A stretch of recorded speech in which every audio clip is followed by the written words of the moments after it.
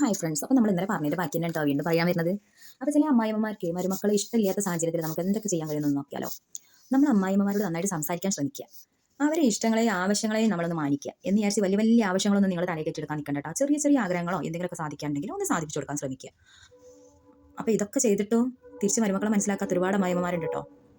അതേപോലെ ഒരു ഭർത്താവിൻ്റെ റോൾ എന്ന് പറഞ്ഞാൽ ഒരു മധ്യസ്ഥതയിൽ നിൽക്കുക. അപ്പോൾ അമ്മയുടെ അടുത്ത് തെറ്റുണ്ടെങ്കിൽ അമ്മയോട് അമ്മയുടെ ആണെന്നുണ്ടെങ്കിൽ അമ്മയുടെ അടുത്താണ് തെറ്റുന്നുണ്ടെങ്കിൽ അമ്മയുടെ അടുത്ത് പറയുക, അമ്മ ചെയ്തത് ശരിയായില്ല, അവളുടെ അടുത്ത് വേണ്ടില്ലായിരുന്നു.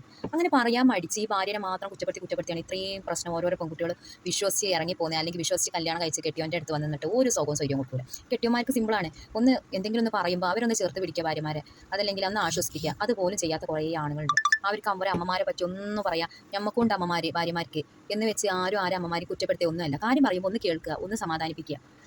അമ്മേനെ അമ്മയായിട്ടോ അച്ഛനായിട്ടോ ഭാര്യനെ ഭാര്യയായിട്ടോ സ്നേഹിക്കുകയാണെങ്കിൽ ഒറ്റപ്പെടൽ ഒരിക്കലും സംഭവിക്കില്ല. പക്ഷേ ഈ ഒരു സാഹചര്യത്തിൽ ഭാര്യ വെറും കയറി വന്നോളൂ. പക്ഷേ ഇതേപോലെ കയറി വന്ന ഒരു വ്യക്തിയാണ് ഈ അമ്മയും കൂടെ. അമ്മ ഒരു മരുമകളായിട്ട് കയറി വന്നത് തന്നെയാണ്. അത് ഈ അമ്മയും ചിന്തിക്കില്ല, എന്നാൽ ഈ മോനും ചിന്തിക്കുകയോ ഇല്ല. കാര്യം പറയാം, എവിടെയാണെങ്കിലും സത്യത്തിൻ്റെ ഭാഗത്ത് നിന്ന് ന്യായീകരിച്ച് നിൽക്കുകയാണെങ്കിൽ നല്ലതാണ്. ചില വീട്ടിൽ സത്യത തെറ്റിയതാണെന്ന് പറയാൻ പറ്റില്ല. ചില അമ്മമാർക്ക് മരുമക്കളെ ഭാഗത്ത് നിൽക്കുന്നത് ഒട്ടും ഇഷ്ടമില്ല.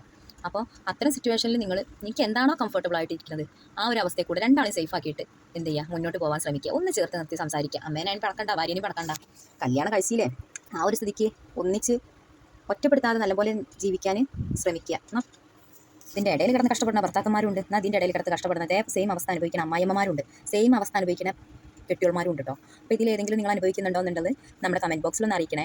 അതല്ല നിങ്ങളെ ലൈഫ് നല്ല എൻജോയ് ആയിട്ടാണ് പോകുന്നതെന്നുണ്ടെങ്കിൽ അത് നമ്മുടെ കമൻറ്റ് ബോക്സിൽ ഒന്ന് രേഖപ്പെടുത്തണേ. അപ്പോൾ നമ്മുടെ ചാനൽ ഇഷ്ടപ്പെട്ടാലും നിങ്ങളൊന്ന് സബ്സ്ക്രൈബ് ചെയ്ത് സപ്പോർട്ട് ചെയ്യണം കേട്ടോ.